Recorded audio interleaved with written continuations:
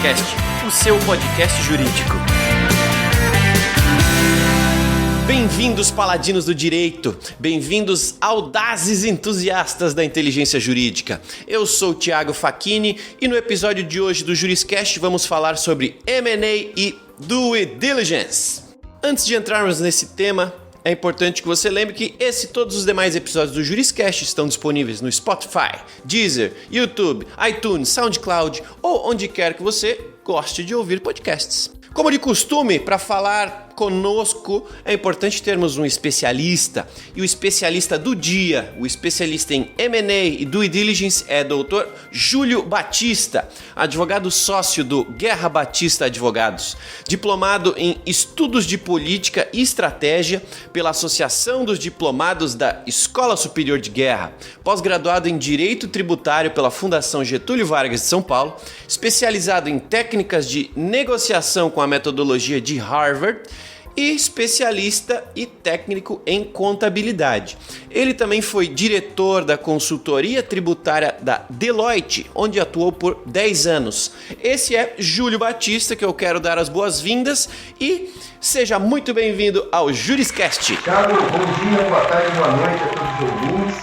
Eu te agradeço imensamente a oportunidade de participar desse formidável programa, voltado ao despertar do conhecimento e considerado como uma fonte digital de diversos temas da atualidade, que tanto enriquecem em alto nível os estudos da sua audiência, Thiago. Super legal, Júlio. Vamos lá, para começar esse nosso papo é essencial que tenhamos aqui um pouco de contexto. Afinal, M&A e Due Diligence são termos bem específicos dentro do direito e, neste caso, ainda são termos em inglês. Coisa que, eventualmente, os nossos ouvintes não estejam habituados. Assim sendo, você pode definir para a gente quais são as traduções desses dois termos e quais são as suas definições e com o que elas se relacionam na atividade jurídica aqui no Brasil?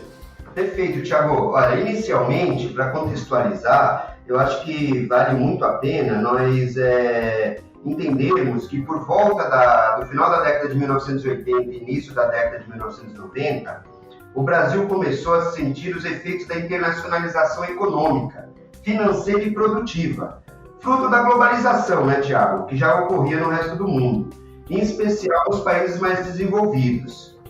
Isso fez com que muitas empresas precisassem reagir rapidamente para não perderem a sua competitividade e até a sua fatia de market share. Com isso, o mercado se viu com a necessidade de realizar operações de aquisições, fusões e incorporações, de forma estruturada que pudessem representar um novo modelo de consolidação de empresas, de forma estratégica e buscando ganho de eficiência e sinergia, permitindo assim o seu efetivo crescimento e, porventura, até a mudança da posição de seus negócios. Nesse sentido, foi que adotou-se como regra basilar a operação de Mergers and Acquisitions, o M&A, termo americano que, traduzido para o nosso idioma português, representa como sendo uma operação de fusão, a qual se unem duas ou mais sociedades para formar uma nova sociedade e que lhe sucederá em todos os direitos e obrigações, ou uma operação de incorporação, pela qual uma ou mais sociedades são absorvidas por outra, e que também lhe sucede a todos os direitos e obrigações, e por fim as aquisições, que é uma operação de compra do controle societário, total ou não, de uma empresa por uma outra empresa ou por uma pessoa física, e atualmente operações que ocorrem muito mais com fundos de investimentos, que são chamados investidores financeiros, ou empresas concorrentes, que são investidores estratégicos. Ou seja, a operação de M&A representa o conjunto de procedimentos e atos complexos para o desenvolvimento do estudo de viabilidade de compra e venda, seja de uma marca, de um ativo ou aquela mais utilizada que é das participações societárias. Por essa razão, é que se verifica a necessidade da due diligence, ou seja, aí é que nós encontramos o elo desses dois institutos, M&A e due diligence, que também é um termo americano e traduzido para o idioma português, representa uma diligência prévia, a qual busca identificar os eventuais riscos e contingências correspondentes ao negócio através da realização das análises nas diversas áreas de atividade da empresa, também quanto às suas possibilidades e perspectivas para o futuro e o seu estado quantitativo ou qualitativo dos ativos e passivos. Então, assim, contextualizando esses dois elementos, né, o M&A e também a due diligence, né, que foi muito utilizada no passado e iniciou nos Estados Unidos pelos brokers, que eram os corretores de negócios e de instrumentos financeiros, onde eles se viram na necessidade de uma investigação prévia do ambiente da empresa para sua futura negociação, é que o mercado brasileiro se deparou com a utilização dessas operações de M&A, consequentemente, previamente fazendo as suas correspondentes diligências, para que através desses dois elementos e da operação propriamente dita de M&A, seja realizado um negócio com o maior nível de sucesso possível. Legal, esses temas são, na minha visão, parece que sempre associados com startups, né? Mas eles têm total relação com qualquer outro tipo de empresa. Afinal, qualquer empresa pode ser comprada, pode ser fundida com outra empresa ou pode ser vendida. E normalmente passam pela elaboração, nesse momento de M&A, pela elaboração de um term sheet ou de um MOU e daí seguem para as demais etapas da negociação. Existe algum tipo de padrão de mercado a seguir para fazer um M&A? Existe regulação? Existe alguma obrigatoriedade legal ou alguma limitação para trabalhar com M&A? Veja bem, existe-se um padrão que é um modelo utilizado de escopo de serviço para uma operação de M&A. Agora, de fato, no Brasil, não existe uma regulamentação específica a ser seguida, né? E não existe um único profissional ou um único especialista que possa atuar nessa área, visto que a operação de M&A contempla diversos procedimentos, etapas e atos para sua conclusão. O que de fato existe no mercado e todos os profissionais na área de M&A seguem é a observação regulamentar das disposições previstas para cada área.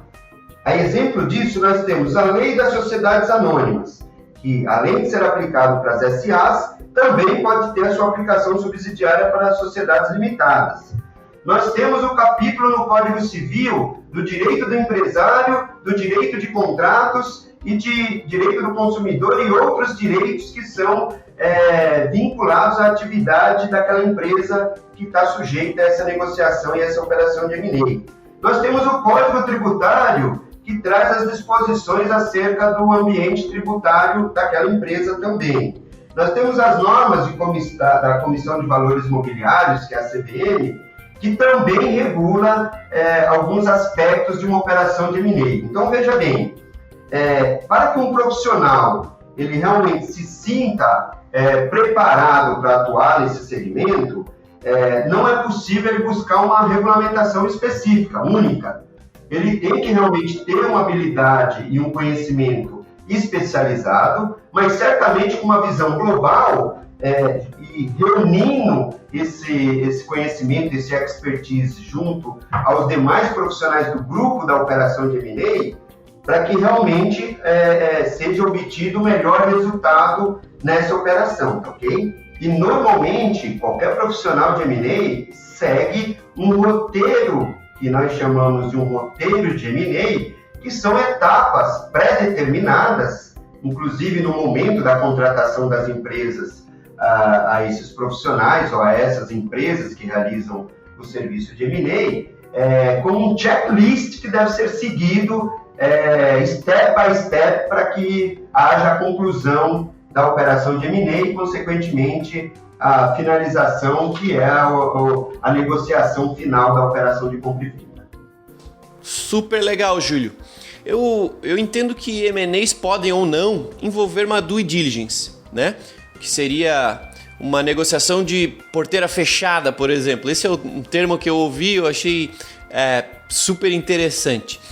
Esse, né, o termo porteira fechada, quer fazer um M&A sem fazer a due diligence, é um exemplo de uma terminologia que existe num universo de outras terminologias aí no M&A, né? Então, existem muitos termos importantes que precisam ser compreendidos para serem bem utilizados, como, por exemplo, drag along, tag along, escrow, direito de primeira oferta e muitos outros. Então, nesse mar de siglas, né, esse mar de termos técnicos, qual a sua dica essencial para que o profissional que trabalha ou que vai trabalhar com M&A tenha garantido sucesso na prestação de seus serviços?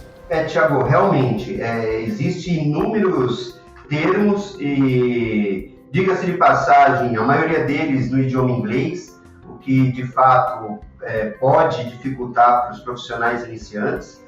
Mas a minha principal dica, e certamente para que esse profissional tenha sucesso e principalmente foco, ele deve sim buscar um vasto conhecimento especializado, uma visão global nas diversas áreas do negócio e de todos os negócios que podem ser estabelecidos dentro da operação de M&A. Baseado nisso, nós temos as diversas áreas que compõem essa operação de M&A, a área de contabilidade, a área financeira, de governança corporativa, a área jurídica, onde nós temos o direito tributário, societário, a área de compliance, a área de TI, que você bem disse que é a sua área de especialização. Então, dentre várias outras áreas, além desse conhecimento multidisciplinar, eu costumo dar uma dica que é: busque um excelente conhecimento no idioma inglês.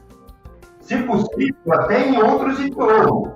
Mas é fundamental esse conhecimento no idioma inglês, porque eu posso mais ou menos estabelecer que de 80% a 90% das operações de M&A que são realizadas no Brasil, elas decorrem de uma parte interessada que está fora do país.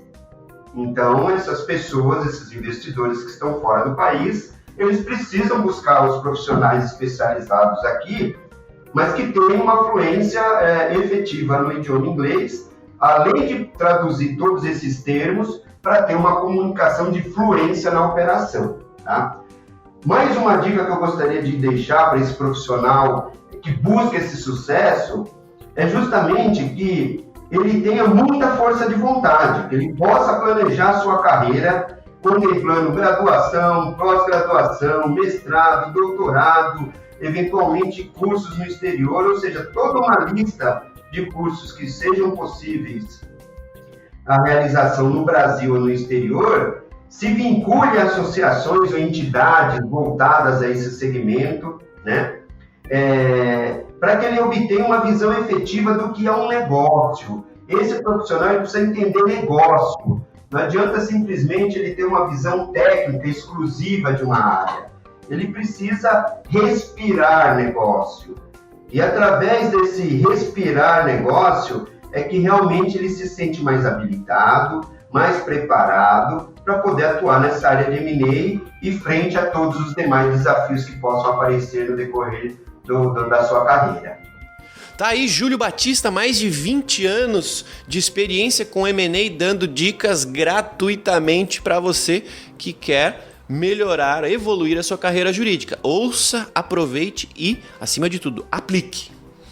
Bom, voltando para a pauta então, Júlio, podem existir, a gente falou na pergunta anterior sobre o due diligence como um exemplo, né, que eu dei, mas existem, né, falando de due diligence especificamente, existem vários tipos de due diligence. A fiscal, tributária, trabalhista, legal, contábil e até a operacional, né? Então eu queria que você nos ajudasse a entender quais as diferenças nesses procedimentos e, afinal, qual o real objetivo de termos mais de uma due diligence na mesma negociação. Realmente, existem diversos tipos de due diligence, né? As mais comuns, as mais conhecidas são a due diligence financeira, né, que visa a avaliação do desempenho do negócio sob a ótica do fluxo financeiro e de gestão.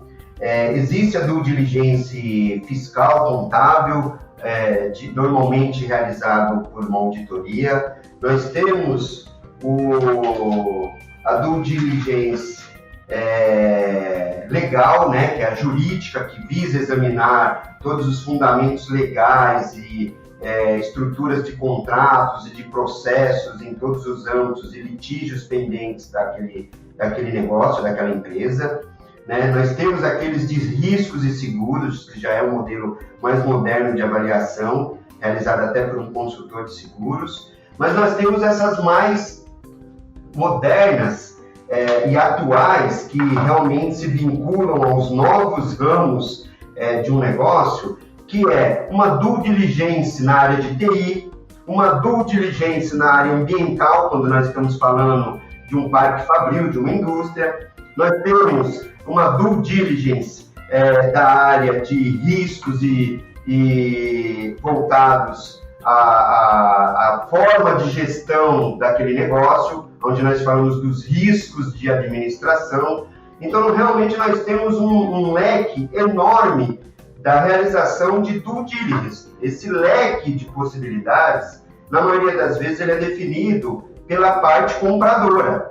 Então, se a parte compradora visualiza uma empresa que é de serviços, de comércio ou de indústria ou de tecnologia, naquele momento prévio é definido quais são as áreas mais vulneráveis da empresa que requerem uma investigação, uma avaliação, uma due diligence. Perfeito? E qual é o objetivo que visa mensurar esses eventuais riscos e contingências? O principal objetivo é medir de forma em valores qual é o impacto desse risco e dessa contingência no preço da negociação. Então, não se faz uma due diligence simplesmente para buscar um diagnóstico da empresa. Se busca, sim, valores que podem ser mensurados face a esses riscos e contingências que vão impactar diretamente o preço. Então, como que nós podemos visualizar isso de forma prática? Se uma empresa vale um determinado valor X, um exemplo hipotético 100, se nós identificarmos que tem um potencial de riscos e contingência de 30, certamente quem quer comprar não quer pagar mais 100. Né? E quem quer vender também não quer vender por 70, que seria a dedução dos 30 do 100. Mas é aí onde inicia-se, dentro da operação de M&A, a fase da negociação para chegar a um número que seja factível entre as partes. E aí, esses 30, eles podem ser pactuados como uma garantia ou como outros instrumentos, como o escrow account, que foi citado na questão anterior, ou outros itens que podem ser utilizados para equalizar esses valores e, consequentemente, buscar a conclusão e o sucesso da operação. Maravilha! Quando falamos então de M&A, normalmente as pessoas, as empresas que estão participando, em especial a que está sendo comprada ou fundida, né? Esse é o momento em que o empresário, os empresários, os sócios dessa empresa realizam, né, os investimentos que fizeram na empresa ao longo do tempo.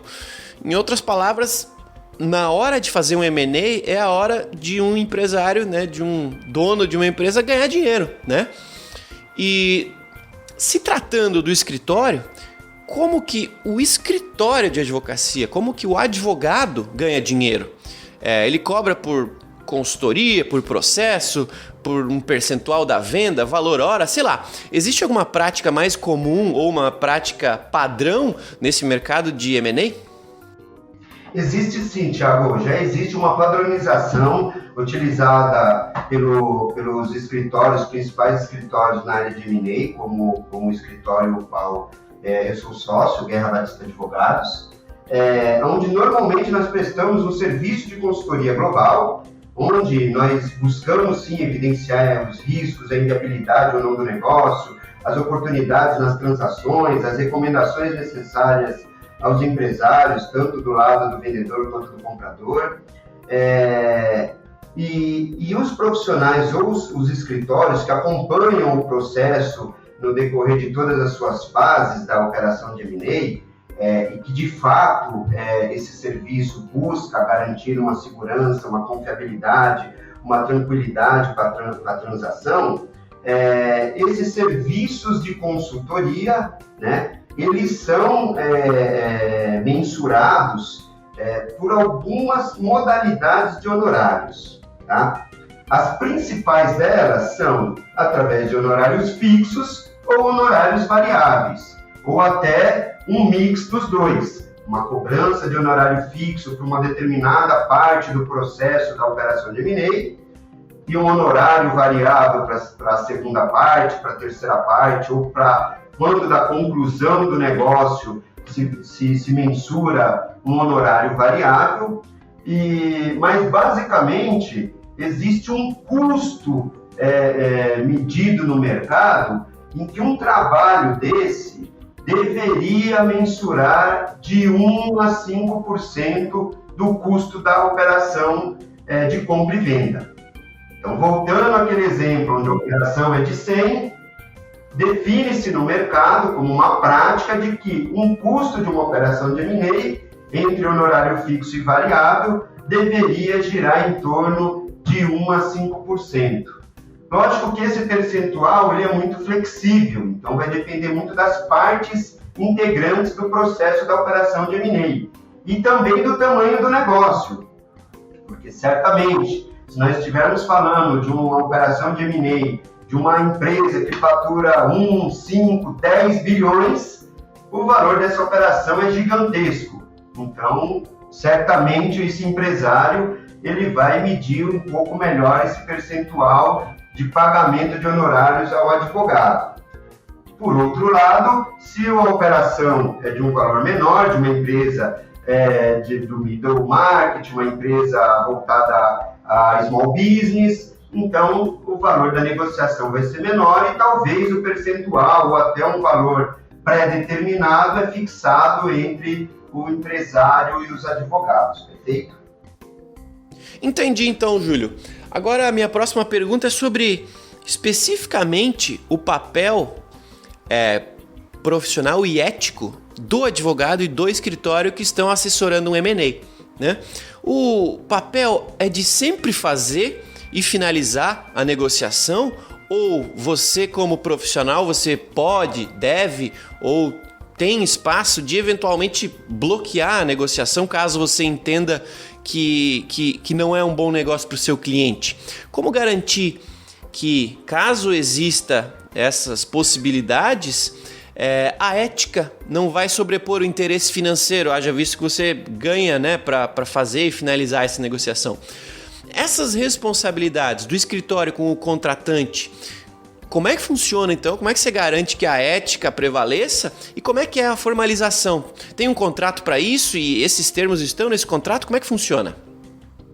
Vamos lá, essa é uma pergunta muito interessante, Thiago, porque veja bem, o papel do escritório e do advogado, tanto no processo de M&A quanto em qualquer outro serviço que esse profissional escritório venha a realizar, nós temos por premissa basilar, dentro do nosso código de ética e dentro da ética profissional do advogado, realizarmos uma atividade meio, nunca uma atividade fim. O que eu quero dizer com isso? Eu quero dizer que o advogado e o escritório que esteja assessorando esse processo de M&A, ele tem por ética e por objetivo o aconselhamento ao empresário, seja do lado do comprador ou do vendedor.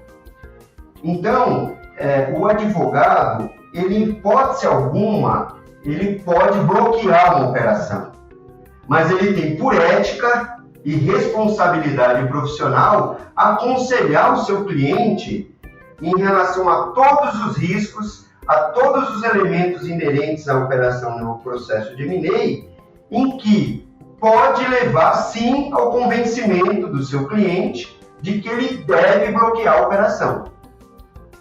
Então, é muito importante entender isso, porque para o profissional do direito, ele precisa saber exatamente qual o papel que ele exerce nesse processo, para ele nunca atuar de forma além do papel dele, nem também de forma inferior ao que o papel dele requer nesse processo.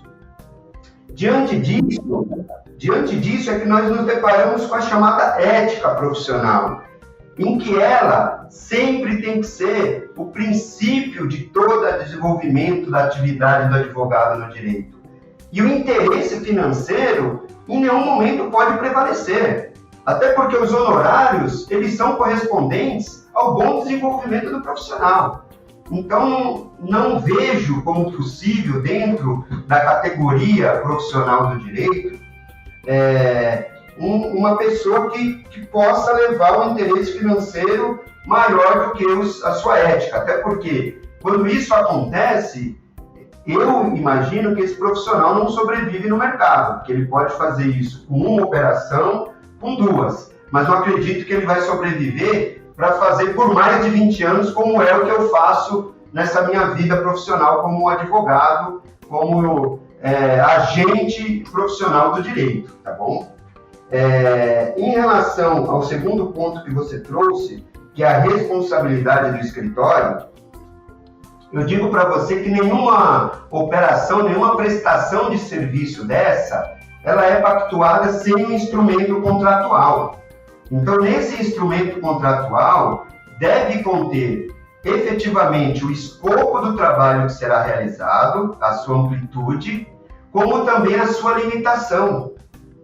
Então, todos esses elementos de atuação do trabalho do advogado na operação de M&A, ele tem que estar pormenorizado nesse contrato, onde o empresário, ao assinar esse contrato, ao pactuar esse serviço com o escritório e com o advogado, ele esteja realmente seguro de toda a atuação do profissional que ele contratou.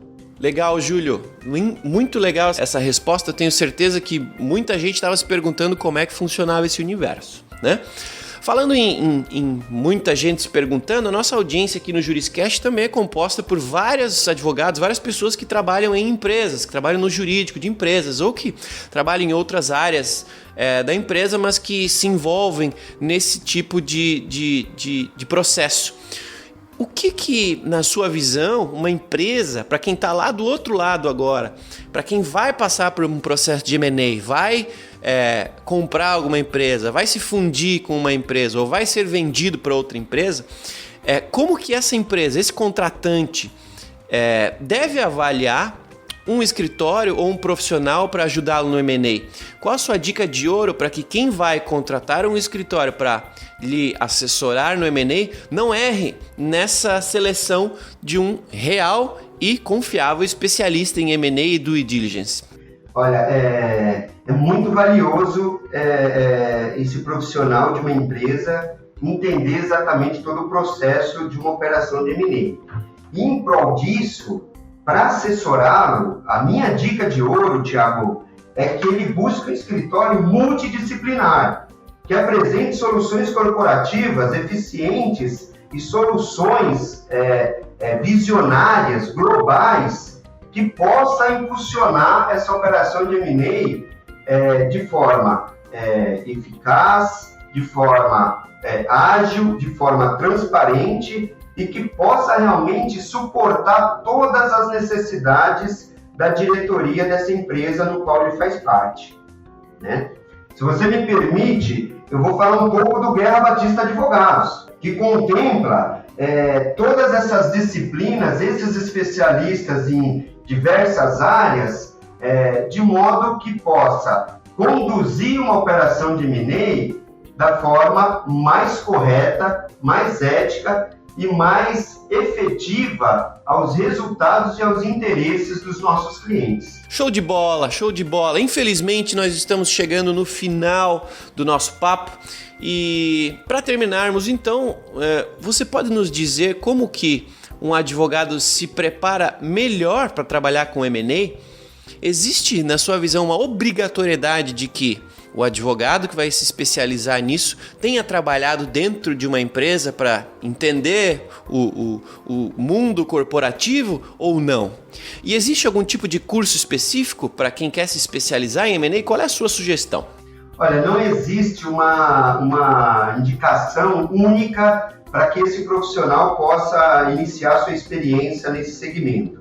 Mas a minha dica de ouro, que certamente eu não posso me calar, é que o profissional esteja sempre, mas sempre mesmo atualizado, que ele mantenha uma visão global de mercado, que ele tenha um background efetivo, seja numa empresa de auditoria, em escritório de advogado, ou empresa específica só de operação de M&A, mas que ele tenha sempre o contato direto, diário, com negócios, com operações, com empresas. Ele tem que ter uma visão efetiva de empresas e certamente ele vai obter um sucesso profissional efetivo. Maravilha, Júlio, muito obrigado por ter estado aqui conosco, por ter compartilhado tanto conhecimento comigo e com nossa audiência. Foi sensacional esse nosso papo, foi esclarecedor pra caramba. Então eu quero te agradecer e lhe convidar para voltarmos a falar sobre, porque esse papo foi sensacional. Muito obrigado e deixe aí seu contato, porque a nossa audiência costuma buscar aqui os nossos convidados para tirar dúvidas, conversar, agradecer depois de ouvir o episódio. Então, como é que o pessoal pode entrar em contato com você? Thiago, mais uma vez agradeço imensamente essa oportunidade de conversar com você, de trazer um pouco da minha experiência profissional de mais de 20 anos em operações de M&A. E certamente me colocar à inteira disposição da sua audiência para o que precisar. Deixo aqui o site do meu escritório, que é o www.guerrabatista.com.br, também o meu e-mail, que é juliobatista@guerrabatista.com.br, e aproveito para desejar um ano de 2020 com muito sucesso, prosperidade e certamente saúde para todos nós. Muito obrigado. É isso aí, esse foi Júlio Batista, especialista em M&A Due Diligence, com mais de 20 anos de experiência nessa temática. Só podemos então agradecê-lo. Obrigado, Júlio. Não poderia deixar de fazer um agradecimento especial também à nossa audiência e os audazes entusiastas da inteligência jurídica. Muito obrigado por terem nos acompanhado em mais um episódio do Juriscast, mais um episódio em 2020. Sensacional tê-los aqui conosco. Peço que quem puder faça aí sua avaliação, deixe as estrelinhas aí nesse episódio, deixe seus comentários nesse episódio, façam suas dúvidas, perguntas, envie pra gente, porque com as suas colaborações esses episódios aqui ficam ainda mais relevantes e interessantes para todos nós. Foi um prazer tê-los comigo até o final desse episódio. Nos vemos no próximo episódio do Juriscast, o seu podcast jurídico. Até mais, tchau! Você ouviu o Juriscast, produção e oferecimento da ProJuris, líder no desenvolvimento de software jurídico para departamentos jurídicos de grandes empresas e escritórios de advocacia. Conheça mais em projuris.com.br.